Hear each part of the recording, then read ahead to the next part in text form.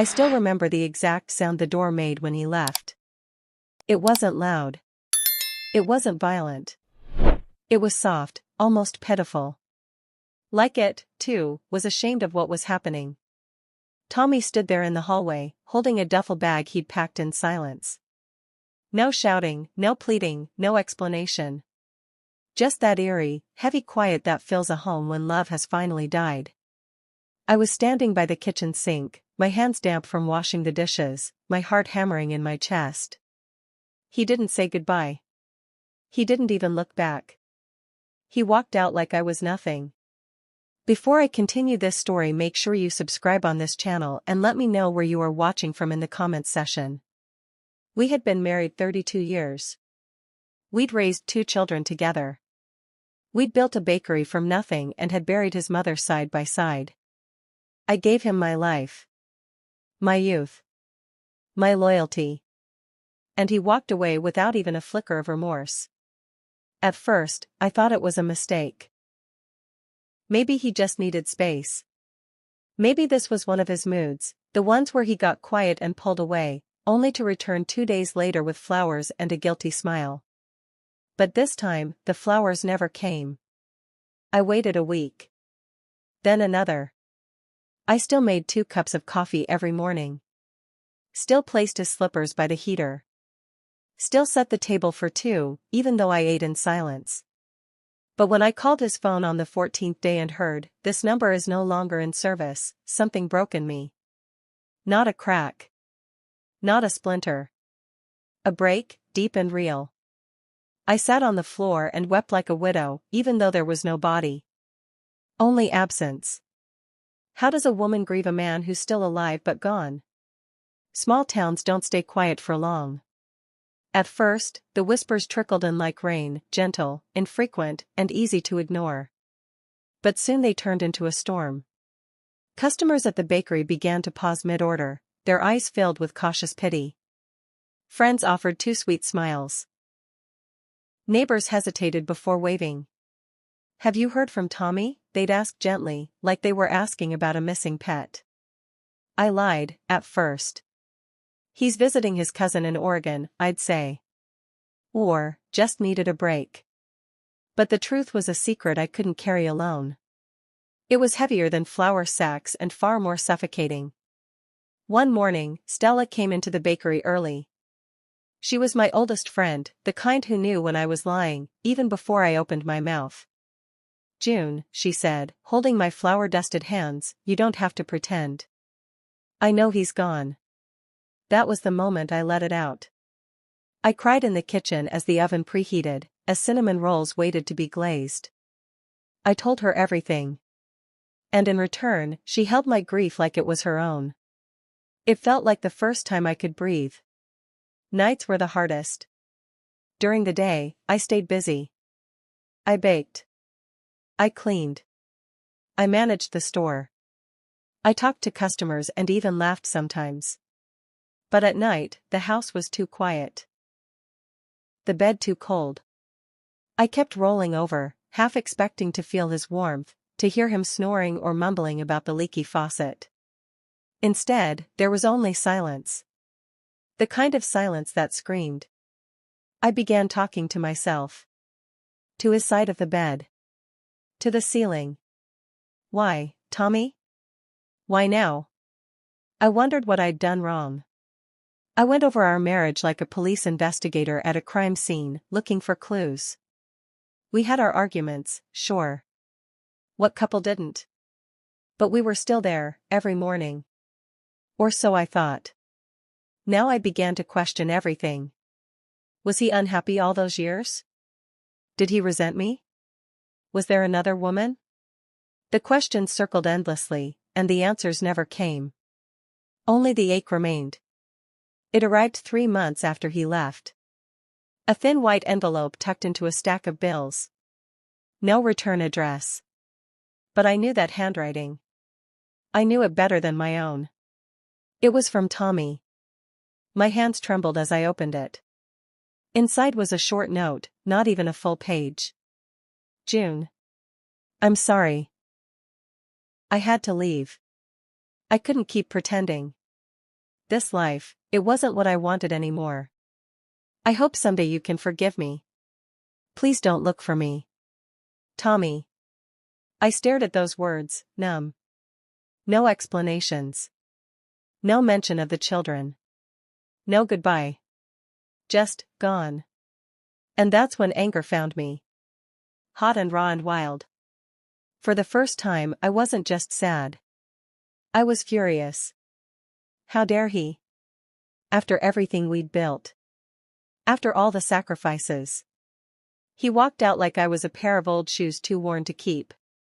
I tore the letter into pieces, then sat down at the kitchen table and cried all over again. But this time it was different. This time it was the beginning of something else. Rage is a strange kind of fuel.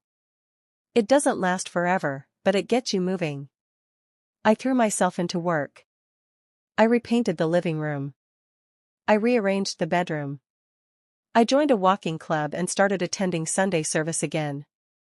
Every new step felt like rebellion. The bakery became my haven. I added new recipes, put up fairy lights, and welcomed more community events. People noticed. They smiled more. They lingered. And so did I. For the first time in months, I laughed without guilt. I began to remember who I was before Tommy. Before marriage. Before I let myself be defined by someone else's presence. I was June Carter. I had grit, and hands that made magic out of flour and fire. I was a mother. A friend. A woman who'd loved deeply and survived betrayal. That counted for something. Her name was Ava. 17. Bright smile. Nervous hands. She came into the bakery one afternoon asking if we were hiring. We weren't. But I hired her anyway. There was something about her, a sadness she tried to hide. I recognized it like a mirror. Over time, she opened up. Her mother was struggling with addiction. She was helping raise her little brother. She needed the job. And she needed someone to believe in her. I became that someone. And in doing so, she saved me, too. Helping Ava reminded me that purpose doesn't come from having a partner. It comes from giving what you have to the world, even when you feel empty. Especially then. One chilly morning, as frost clung to the bakery windows, the door jingled and in walked someone I hadn't seen in years.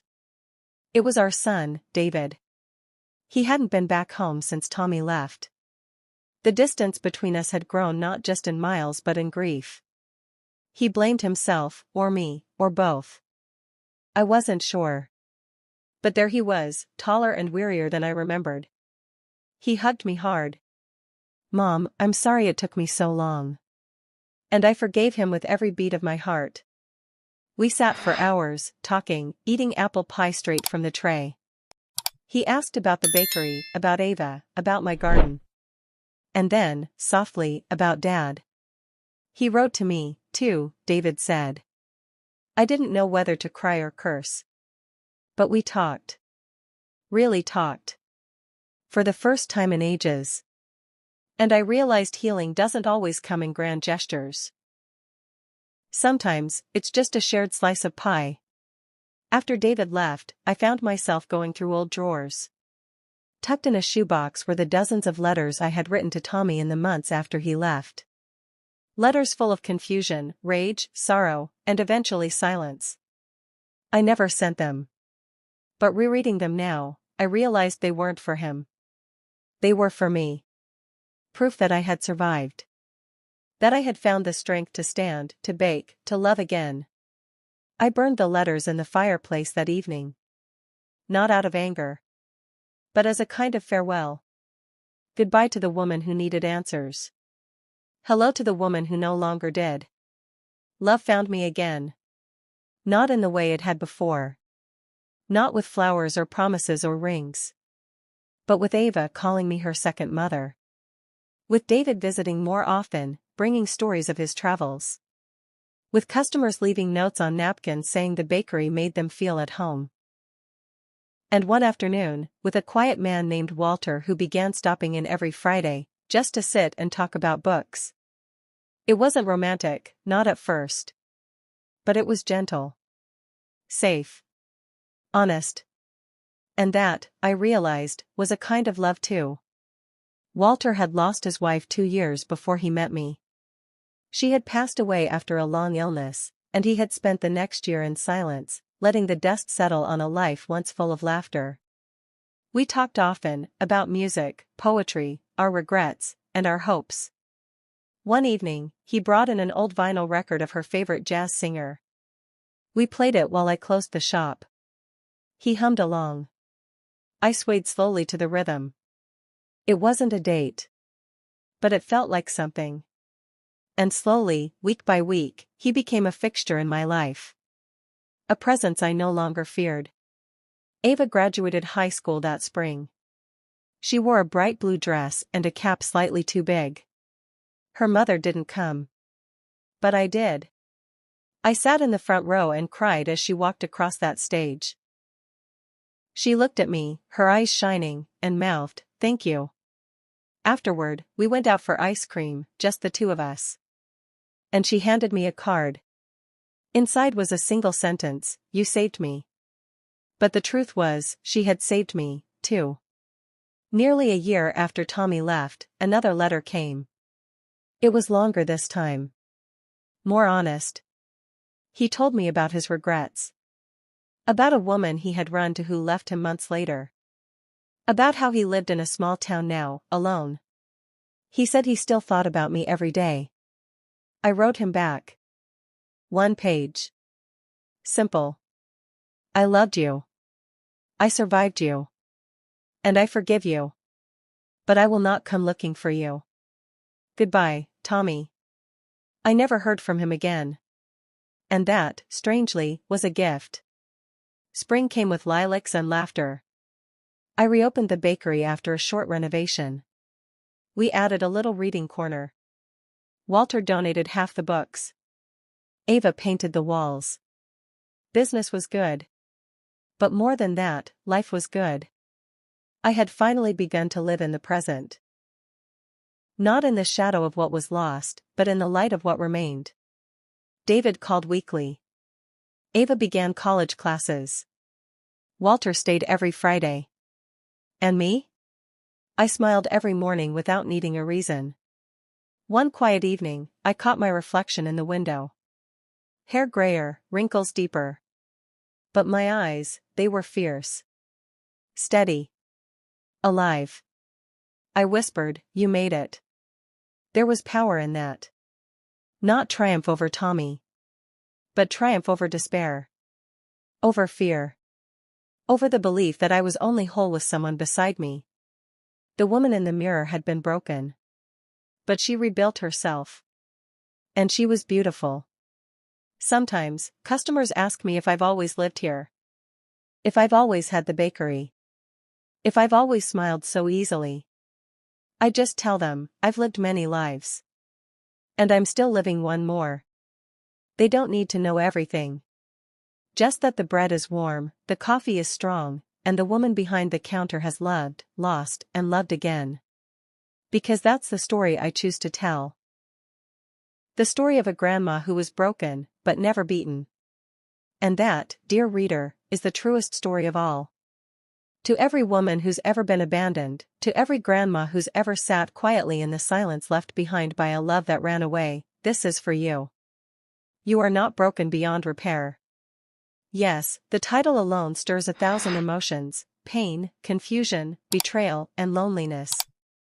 A husband walking away from a marriage is not just a departure, it is an earthquake that shakes your soul, rearranges your identity, and leaves the pieces scattered in a storm you never asked for. But here you are, standing amidst the wreckage. And that, my dear, is something to be proud of. Let no one tell you that your age defines the strength of your heart. Being a grandma doesn't mean the journey is over, it means you've lived long enough to know that heartbreak doesn't have the final say. You've earned every wrinkle, every tear, every laugh line, and every scar. They are the map of your survival. And when a man walks out on you after years of promises, dreams, and building a life together, it is not a sign that you were unworthy. It is a sign that you were brave enough to love deeply, even when others failed to return that love faithfully. Being left doesn't make you less. It doesn't strip you of your womanhood, your power, or your grace. It only reveals the truth of your resilience. You see, true strength isn't in avoiding pain, it's in what you do with it. Will you allow the abandonment to define the rest of your days? Or will you rise, shake the dust off your weary soul, and reclaim your story? You are not the villain's victim, you are the hero of your own legend. Maybe you gave your husband the best years of your life. Maybe you raised his children, fed him with love, fought battles beside him, and prayed through every storm. You built a home out of sacrifice and hope, only to be left behind like a forgotten memory. But here's what he couldn't take with him: your dignity, your courage, your worth. He left because of his weakness, not your inadequacy. He ran from his responsibilities, not from your love. And now, it's your time to rise, not for him, but for yourself. Maybe you spend your days surrounded by silence now. Maybe you wonder if the years ahead hold anything worth living for. But I promise you, the best is not behind you, it's still being written. Love may have betrayed you, but life still wants to embrace you. Look around. Maybe there are grandchildren who need your wisdom. Maybe there are other women who feel just as abandoned, just as lost, and you can be their voice of comfort. Maybe your story, full of heartache and healing, will one day become the reason someone else doesn't give up. You are not alone in your sorrow. Across the world, in homes quieted by betrayal, in hearts left cold by sudden goodbyes, women like you are rising. They are reclaiming their peace, finding laughter again, learning how to dance in the rain of their grief. You are among warriors. And you belong. So grieve, yes. Cry when you need to. Mourn what was lost. But don't stay there. Don't camp out in the wilderness of what-ifs and shattered dreams. There is more. There is healing waiting for you. There is life still worth living. Take a walk. Smile at strangers. Write your story. Cook something beautiful just for yourself. Watch the sun rise and remind yourself, you made it through the night. The next chapter is yours to shape. Not defined by who left you, but by what you choose to do now. You are not just a grandma left behind. You are a survivor, a nurturer, a queen whose throne still stands, empty beside you maybe, but solid beneath you. You are not broken, you are breaking free. Let this pain be your rebirth. Because love didn't leave you. He did. And you, my dear, still have so much love to give. To the world, to your family, and most importantly, to yourself. You are never too old to begin again. So go ahead. Begin.